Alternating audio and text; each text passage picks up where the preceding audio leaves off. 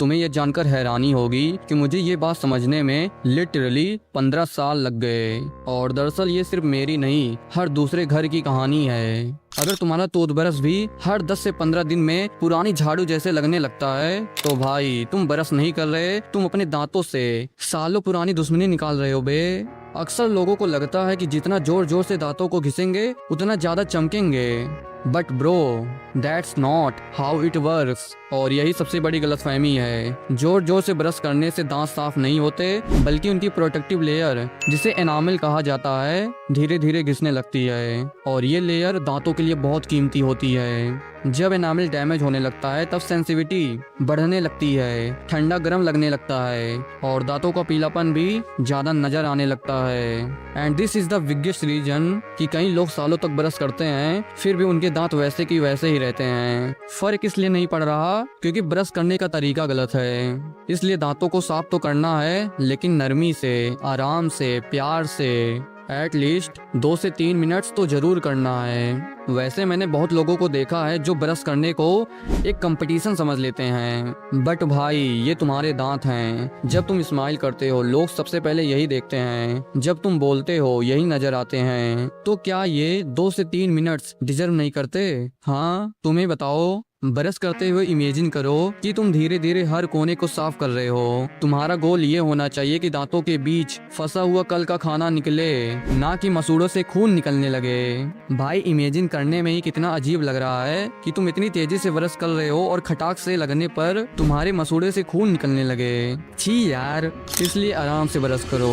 अब आती है सबसे इम्पोर्टेंट बात, और ये वो चीज है जिसे लोग सबसे ज्यादा इग्नोर करते हैं, तुम्हारी टंग, तुम्हारी जीभ। और सच कहूँ 80% लोगों की माउथ स्मेल की वजह दांत नहीं, तुम्हारी जीभ होती है। सोचो तुम किसी दोस्त से बात कर रहे हो या किसी लड़की से, या कोई तुम्हारे बिल्कुल पास बैठा है और तुम कॉन्फिडेंस के साथ अपना पॉइंट टू पॉइंट बात रख रहे हो, लेकिन तुम्हें खुद नहीं पता कि तुम्हारे मुंह से स्मेल आ रही है। और सबसे बुरी बात पता है क्या है? सामने वाला तुम्हें बताएगा भी नहीं, वो बस थोड़ा डिस्टेंस बना लेगा और तुम सोचते रहोगे मैंने क्या गलत किया।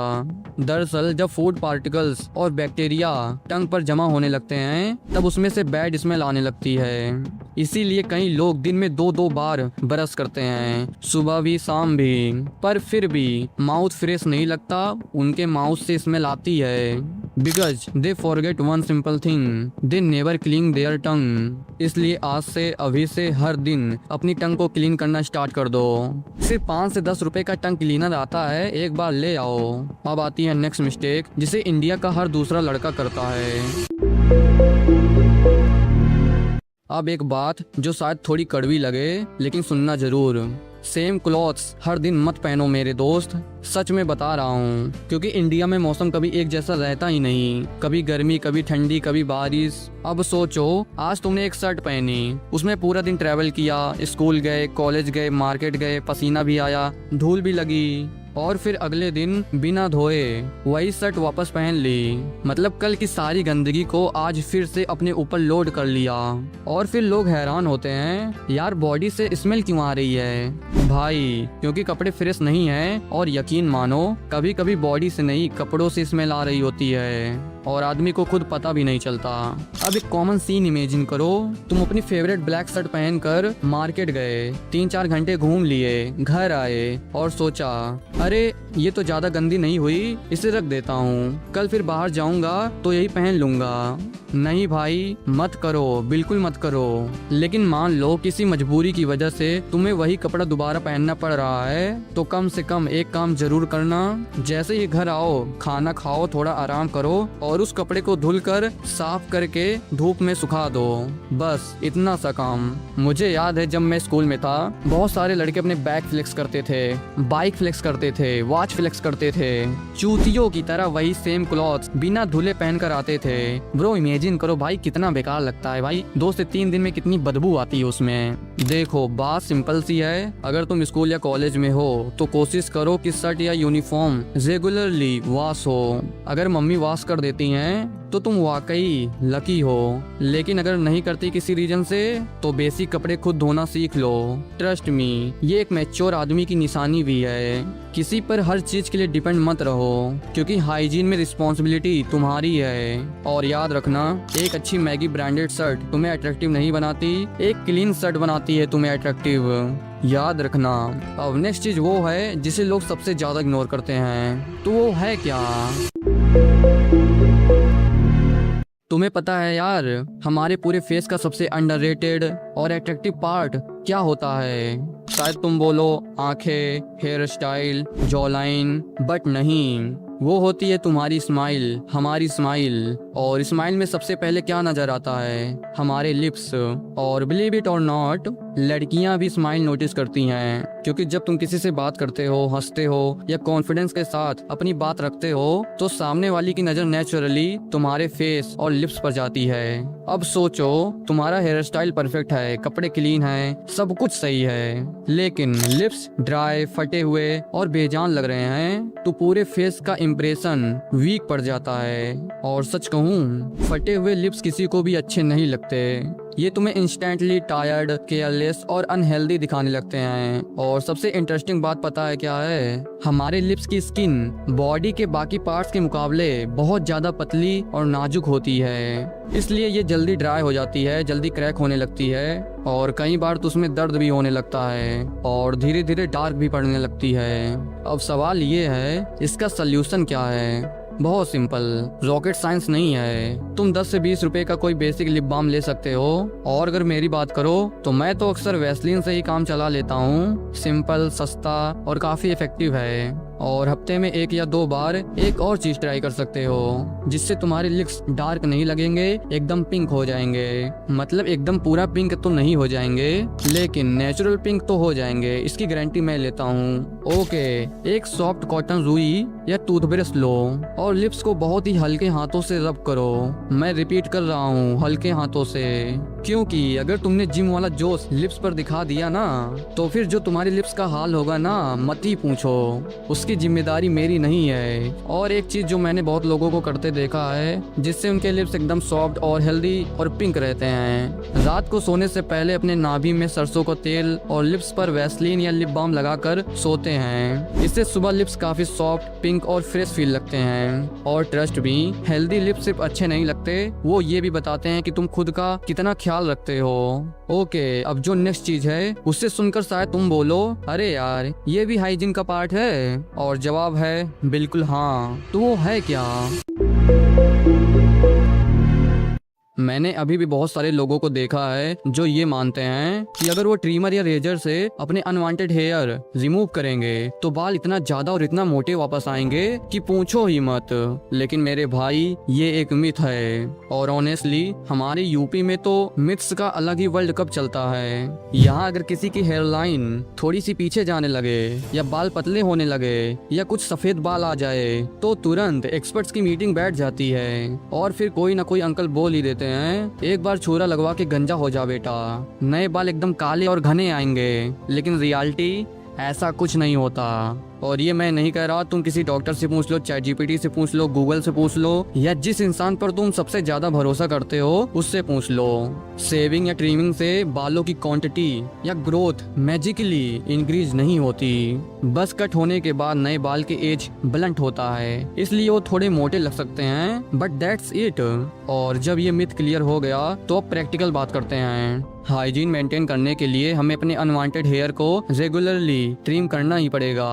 चाहे पैची बियर्ड हो, चाहे अंडर आर्म्स हो, चाहे नोज हेयर हो, चाहे आईब्रो हेयर्स हो, चाहे बॉडी के दूसरे अनवांटेड एरियाज हो, क्योंकि ज्यादा हेयर पसीना और स्मेल को ट्रैप कर सकते हैं और फिर आदमी परफ्यूम लगाता रहता है, लेकिन प्रॉब्लम कहीं और होती है। इसलिए एक अच्छा ट्रिमर ले लो। कोई एक्सपेंसिव मशीन लेने की जरूरत नहीं है, बस सेफ हो, कंफर्टेबल हो और कट न लगे। बाकी काम हो जाएगा। और वैसे अगर तुम्हें मेरे ट्रिमर का लिंक चाहिए हो कि मैं कौन सा यूज करता हूँ तो कमेंट कर देना लिंक, मैं डिस्क्रिप्शन में लिंक ऐड कर दूंगा।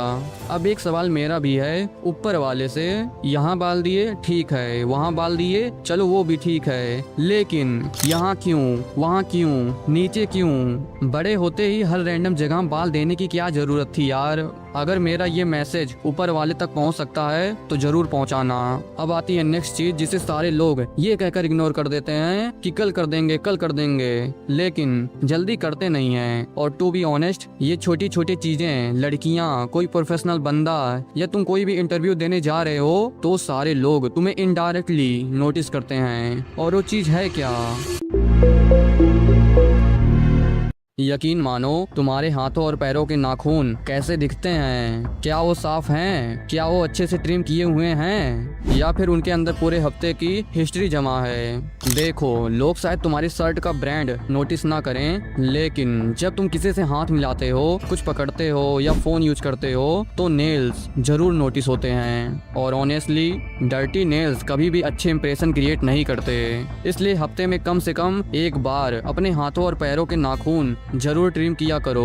उन्हें इतना बड़ा मत होने दो, अलग सा कॉलोनी बस जाए यार। और सिर्फ नेल्स ही नहीं, अपने कानों का भी ख्याल रखो। जब भी नहाओ कानों के पीछे, कानों के आसपास और जो एरियाज अक्सर लोग इग्नोर कर देते हैं उन्हें भी प्रॉपरली क्लीन किया करो। क्योंकि हाइजीन सिर्फ वो नहीं होती है जो लोग देख सकते हैं, रियल हाइजीन तो वो होती है जो तुम उन जगहों पर भी मेंटेन करते हो जहाँ शायद कोई देख भी ना रहा हो। और बिलीव मी, अगर तुमने बस ये बेसिक चीजें ठीक कर ली तो तुम्हारा 60 से 70% हाइजीन वहीं तुरंत इंप्रूव हो जाएगा ब्रो, बिना किसी एक्सपेंसिव प्रोडक्ट के, बिना किसी कॉम्प्लिकेटेड रूटीन के। अब आती है वो चीज जिसे अगर तुम सही तरीके से यूज करो तो तुम इंस्टेंटली ज्यादा फ्रेश, क्लीन और प्रेजेंटेबल लग सकते हो। लेकिन अगर तुमने इससे ज्यादा यूज कर दिया तो पूरी हाइजीन की उल्टा माँ बहन एक हो जाएगी।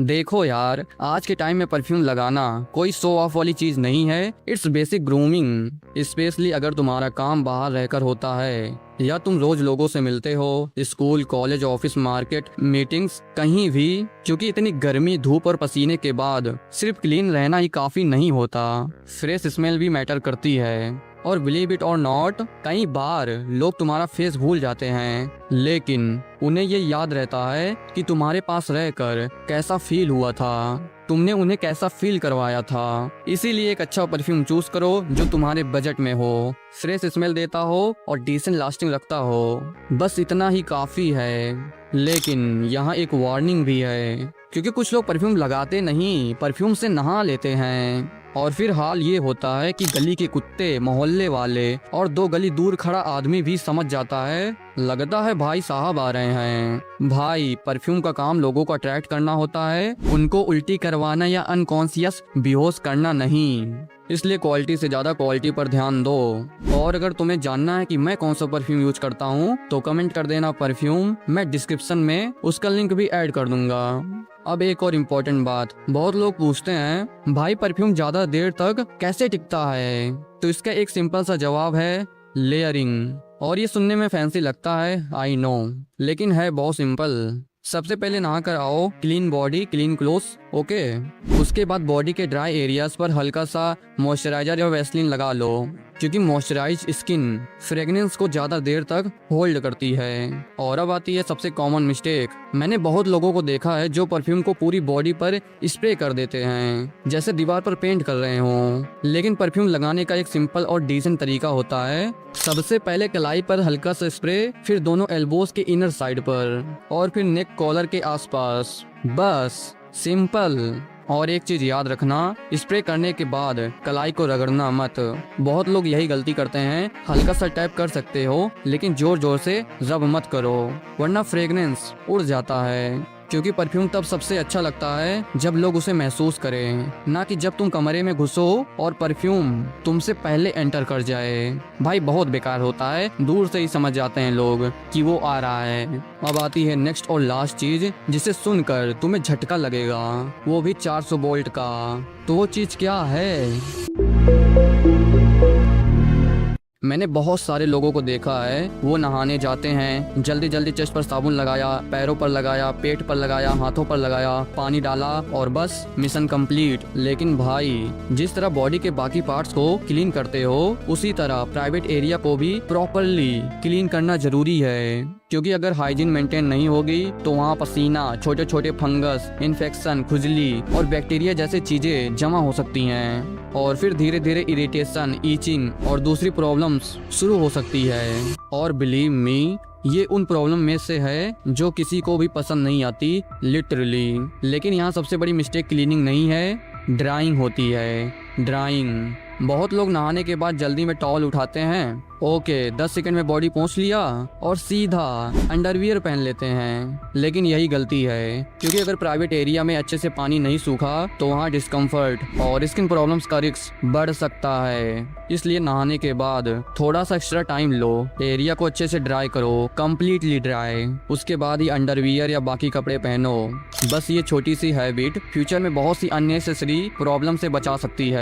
और ऑनेस्टली 2 मिनट एक्स्ट्रा लगते हैं, लेकिन फायदा बहुत बड़ा होता है। अट्रैक्टिव दिखने के लिए एक्सपेंसिव शूज, ब्रांडेड क्लोथ्स या कॉस्टली प्रोडक्ट की जरूरत नहीं होती, लेकिन क्लीन रखने के लिए थोड़ी अवेयरनेस और थोड़ी कंसिस्टेंसी जरूर चाहिए होती है। और अगर तुमने आज की वीडियो की सिर्फ इन बेसिक चीजों को भी सीरियसली फॉलो कर लिया तो सिर्फ तुम्हारी हाइजीन इंप्रूव नहीं होगी, तुम्हारा कॉन्फिडेंस भी इंप्रूव होगा।